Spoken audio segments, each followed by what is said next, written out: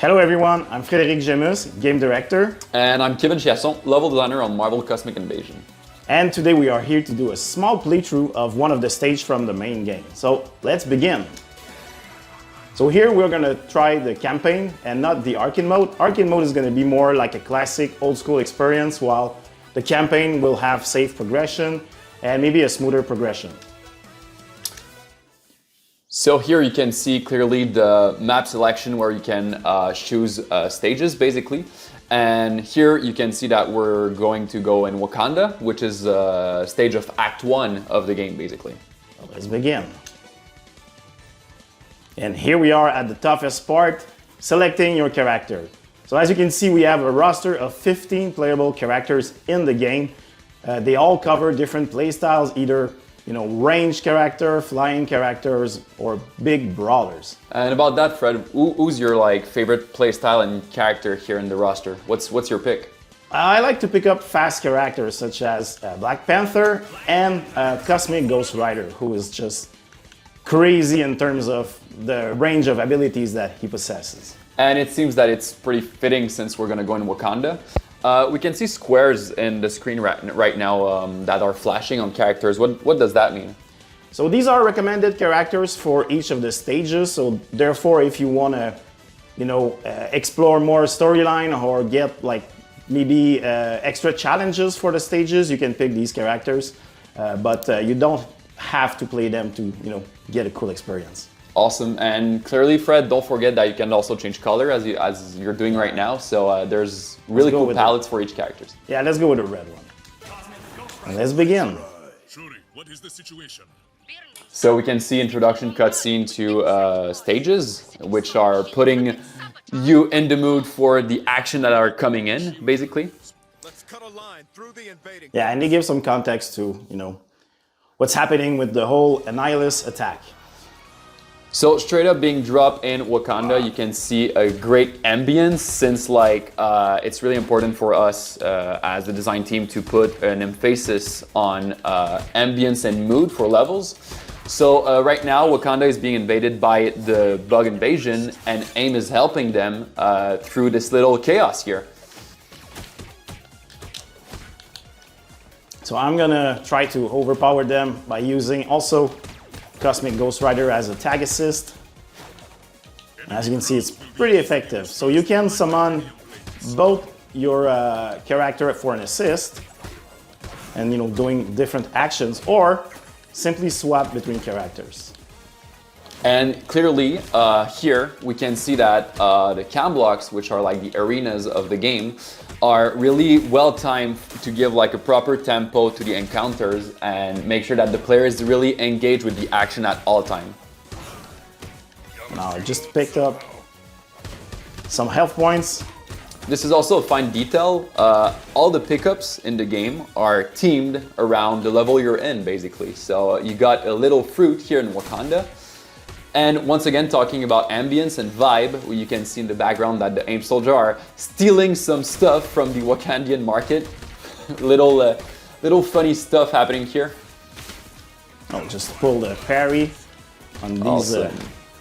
charging enemies. And now I can also swap in the middle of a combo just to, Nice special. yeah. But I decided to go with a special instead of the swap. But as you swap, Well fitting.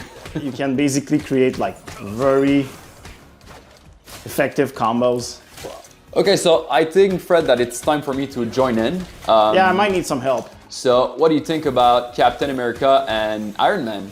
I think these are two great picks. Great, so here we are in multiplayer, having already a fun time. And also, the playstyle and the gameplay is going to adapt to the number of people that are in the session. So right now, the cam block that you saw in the beginning of the level were for single player. And now all the encounter after that I joined are going to be for multiplayer, so 2 and 3 person. Yeah, and it's always, jump in, jump out gameplay, either online or even, offline in the same living room if you like, or you can mix and match both, players online or offline and have always an experience that you don't have to go back to the main menu and such. It's all happening in game, in real time. So, cool thing here, stuff happening on the playfield, which are like where the player are doing cool stuff, are really connected to what's happening in the background. So, you're seeing that there's an egg, like basically bug pods falling on the playfield that look like little alien eggs, and you can see in the background that the ships are dropping them onto Wakanda. A little funny scene here with little bug race.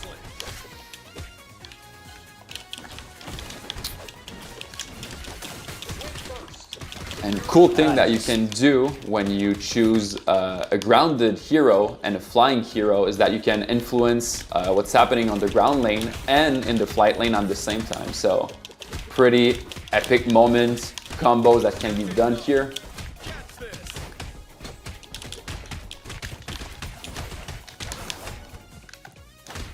Maglev looks intact. Shuri, can you activate? So using Black Panther's Vibranium Blades, you can basically send some, not a trap, but almost like a delayed damage output where the enemy will be affected by sonic damage and basically create an opening with them. So it's pretty useful to use against tougher enemies. So basically you get a stun from the initial hit, but then afterward they are open for even more damage afterward.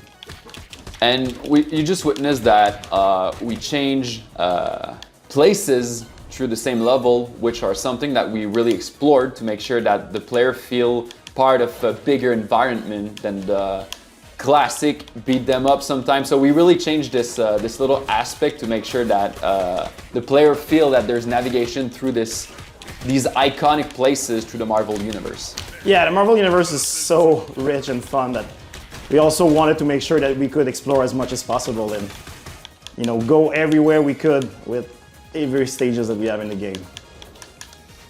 This was something that we really brainstormed and put forward through our design decision. So it's something really great to see in action, that we're really traveling through those locations that are really iconic.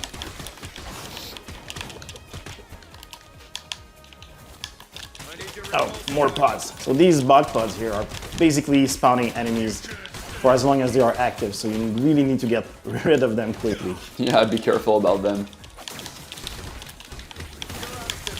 Proto Cannon, classic move, love that.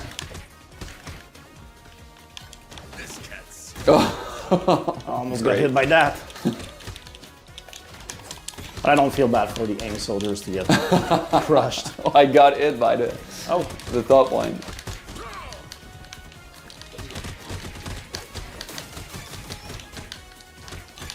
All right, another transition. Greetings, Your Highness. It's my pleasure to welcome you to Wakanda Town. So pretty excited to see who we're against for this level. All right. Oh, Bucks is here. I'll You need give you it? some food. Yeah, I'll take it. That's it. There we go. Oh, There he is. and now we have Claw, who's basically taking advantage of what's happening over here to You cannot hit it. trigger even more chaos. Disrupt Claw's sonic form by striking the generators near him. Okay, I'll take care of the ads here. There we go. There's even more support. So basically, Claw right now is kind of invincible because he's not material, but fortunately, these magnets will help us bring him into his solid form. So there is a game of, Oh, he's destroying Chase. them. yeah. So as the fight progresses, he's gonna make things a bit harder for us. Here we go. Let's stun him because he's pretty much vulnerable to sonic damage. So when designing the bosses, Fred, what was the objective with them? Like, you see gimmicks that are not really proliferating into the beat 'em up genre. Was that like a part of the design process here at Tribute? I think every time we start to a new boss fight, first we try to be as authentic as we can with the powers of the villain. So Claw obviously has this sound form in which he can transform, but also you want to make sure that players have a good time figuring out what's the trick with him. Nice job. Epic fight here. Here we go.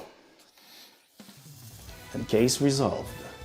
So what we're witnessing now in the scoreboard, Fred, there's like max combo, scores, progression. What does that all mean? So in the game, every time you play a character, the points that you collect with him during the stages are then transferred as basically XP points, which are gonna level up these characters and unlock new abilities, new HP points, more focus and such. So basically, even if you're playing arcade mode or you're playing online campaign, the progression for characters is shared between all of these modes, and you're always progressing those. So there's never any wasted opportunities for progression. It sounds really exciting how you explain it right now. So I'm really excited to level up my heroes. Yes, well, it's pretty soon because the game, as we just announced, is coming out on December 1st, 2025. So stay tuned and add to the wish list. Thanks, guys.